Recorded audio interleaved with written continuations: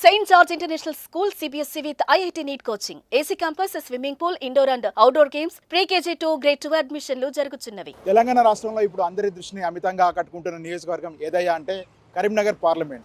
Karimnagar parliament నుంచి BJP అభ్యర్థిగా sitting MP Bandi Sanjay పోటీ చేయడమే దీనికి ప్రధాన కారణం. బండి సంజయ్ బీజేపీ రాష్ట్ర మాజీ అధ్యక్షుడిగా ఉన్నారు. ప్రస్తుతం బీజేపీ జాతీయ ప్రధాన కార్యదర్శిగా ఉన్నారు. గత అసెంబ్లీ ఎన్నికల్లో బీజేపీ అభ్యర్థిగా పోటీ చేసి కరీంనగర్ నుంచి ఓటమి పాలయ్యారు.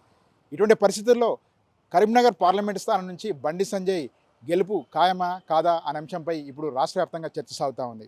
ఈ నేపథ్యంలో సుమన్ టీవీ గత నెల రోజులుగా కరీంనగర్ నియోజకవర్గంలో మకాం వేసి పార్లమెంటు పరిధిలో ఉన్న అన్ని అసెంబ్లీ సెగ్మెంట్లలో విస్తృతంగా తిరుగుతూ ప్రజల నాడిని పట్టుకునే ప్రయత్నం చేస్తూ ఉంది.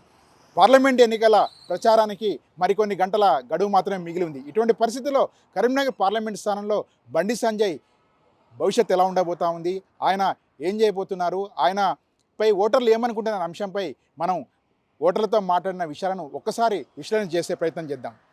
సుమన్ టీవీ గత నెల రోజులుగా కరీంనగర్ పార్లమెంటు పరిధిలో ఉన్న అన్ని అసెంబ్లీ సెగ్మెంట్లను విస్తృతంగా ప్రచారం చేస్తున్న అభ్యర్థుల గుణగణాలు, వారి ప్రచార శైలిని నిశ్చితంగా గమనించింది. ఇటువంటి పరిస్థితుల్లో సిట్టింగ్ ఎంపీగా ఉన్న బండి సంజయ్ వైపే ప్రజలు మొగ్గు చూపుతున్నట్టు స్పష్టంగా తెలిసిపోతూ ఉంది. ఎందుకంటే ఇక్కడ ఎంపీగా పనిచేసిన గత 5 ఏళ్ల కాలంలోనూ బండి సంజయ్ చేసిన అభివృద్ధి పనులే ఆయనను గెలిపిస్తాయంటూ ప్రజలు ధీమా వ్యక్తం చేస్తున్నారు. అంతేకాకుండా సాధారణ జీవితం గడుపుతూ నిత్యం ప్రజలకు అందుబాటులో ఉండే బండి సంజయ్ని గెలిపిస్తే తమకు బాసటగా నిలుస్తారని కరీంనగర్ పార్లమెంటు పరిధిలోని ప్రజలు భావిస్తున్నట్టుగా కనిపిస్తూ ఉంది. అయితే ఇక్కడ పోటీ కొంచెం టఫ్గా కనిపిస్తున్నప్పుడు కూడా బండి సంజయ్కు ఉన్న పేరు, ఆయనకి మోడీకి ఉన్న సంబంధాలు, అదే సందర్భంలో బీజేపీలో ఆయనకున్న పట్టు ఇవన్నీ కూడా కలిసొచ్చే అంశాలు కనిపిస్తూ ఉన్నాయి. అన్ని సెగ్మెంట్లోనూ బీజేపీ కార్యకర్తలు ఒక సైనికుల్లాగా పనిచేస్తూ సంజయ్ విజయం కోసం చేస్తున్న పరిశ్రమ కూడా మంచి ఫలితాన్ని ఇస్తుందనే భావన పార్టీ వర్గాలు వ్యక్తమవుతోంది. వీటన్నిటి తోడు ప్రధాని మోడీ కూడా మొదటిసారిగా వేములవాడ సందర్శించుకోవడం, వేములవాడ దక్షిణ కాశీగా పేరుగాంచిన రాజరాజేశ్వరి అమ్మవారిని, అదే సందర్భంలో శివాలయాన్ని సందర్శించుకొని ప్రత్యేక పూజ నిర్వహించడం, వేములవాడ రాజరాజేశ్వరి సాక్షిగా చేసిన ప్రసంగం కూడా కరీంనగర్ క్యాడర్లో జోష్ నింపిందని చెప్పవచ్చు. కరీంనగర్ పార్లమెంటు పరిధిలో ఉన్న వేములవాడలో నిర్వహించిన ప్రధాని సభకు అడుగడుగున ఆటంకాలు ఎదురయ్యి ప్రకృతి రూపంలో, వర్షం రూపంలో అడ్డంకిలు వచ్చినా కానీ తీరా ప్రధాని వచ్చే సమయానికి మాత్రం ప్రకృతి పూర్తిగా సహకరించడంతో పాటు సభ భారీగా సక్సెస్ కావడంతో బండి సంజయ్ టీంలో జోష్ నింపింది.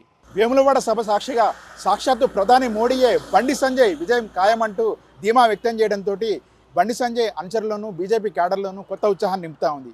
గత వారం రోజుల క్రితం వరకు కూడా ప్రచారంలో బండి సంజయ్ దూసుకుపోతున్నారు. అయితే వారం రోజులుగా నెలకొన్న పరిస్థితులు, ప్రత్యర్థి పార్టీలు వేస్తున్న ఎత్తులు పై ఎత్తులతోటి కొంత బండి సంజయ్ ప్రచారం వేగం తగ్గిందనే భావన కింది స్థాయి వర్గాలు వ్యక్తమైంది. అయినప్పటికీ ఆయన పట్టువిడతలని విక్రమార్కుడిలాగా తన ప్రచారాన్ని కొనసాగిస్తూ వచ్చారు.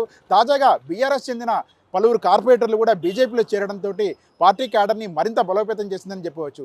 అడుగడుగునా ఎదురవుతున్న ఆటంకాలు, మరొకవైపు ప్రత్యర్థులు వేస్తున్న ఎత్తులు జిత్తులను అధిగమిస్తూ బండి సంజయ్ చేస్తున్న ప్రచారానికి ప్రజలు బ్రహ్మరథం పడుతున్నారు. ఇటువంటి పరిస్థితుల్లో మరికొన్ని గంటల్లో ముగిసనున్న పార్లమెంట్ ఎన్నికల ప్రచారంలో బండి సంజయ్ ముందున్నట్టుగా స్పష్టంగా తేలిపోతూ ఉంది. వాస్తవానికి కరీంనగర్ పార్లమెంటు సభ్యుడిగా బండి సంజయ్ చేసిన అభివృద్ధి పనులే ఆయన గెలిపిస్తాయనే ధీమా ఇటు క్యాడర్లోనూ అటు ప్రజల్లోనూ వ్యక్తమవుతూ ఉంది.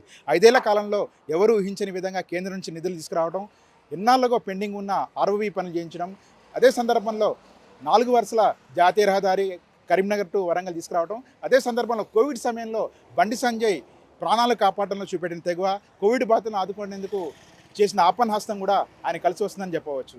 ఇదే సందర్భంలో నిత్యం ఎంత బిజీగా ఉన్నప్పటికీ కూడా కరీంనగర్లో కాడర్కి అందుబాటులో ఉండడం, ప్రజలకు అందుబాటులో ఉండడం, సామాన్య జనజీవనం సాగించడం కూడా బండి సంజయ్కి కలిసి వచ్చే అంశాలుగా చెప్పవచ్చు. అదే సందర్భంలో అర్ధరాత్రి కానీ తెల్లవారుజామున కానీ ఎవరు ఫోన్ చేసినా కానీ వారి సమస్యలు అటెండ్ చేయడం, తన వంతుగా తోడ్పాటును అందించడంతో పాటు ఎవరు అడిగినా కాదనకుండా ఆయన చేస్తున్న అప్రకటిత సహాయం కూడా ఇప్పుడు ఆయన కలిసి వచ్చే అంశంగా చెప్పవచ్చు.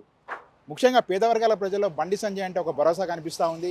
ఆయనను ఎంపీగా గెలిపించుకుంటే ఆయనకి, ప్రధాని మోడీకి, అమిత్ షాకు ఉన్న సాన్నిహిత్యంతో కరీంనగర్ పార్లమెంటు పరిధిలో మరింత అభివృద్ధి పదంలో ముందు తీసుకెళ్లే అవకాశం ఉంటుందని కూడా ప్రజలు భావిస్తున్నారు. ఇదే సందర్భంలో సంజయ్ ఎంత ఎదిగినా ఒదిగి ఉండాలనే ఒక పద్ధతిగా ముందుకు సాగుతున్న నైజం కూడా ఆయనకు ఉపయోగపడతా ఉంది. ముక్కోన పోటీలో బండి సంజయ్ బీజేపీ అభ్యర్థిగా ఘన విజయం సాధించడం ఖాయంగా కరీంనగర్ పార్లమెంటు ప్రజలు చెప్తుండడం మాత్రం బీజేపీ క్యాడర్లో కొత్త ఉత్సాహాన్ని నింపుతా ఉంది. కరీంనగర్ నుంచి కెమెరా రాజ్ కుమార్తో నాగేందర్ ఫర్ సుమన్ టీవీ.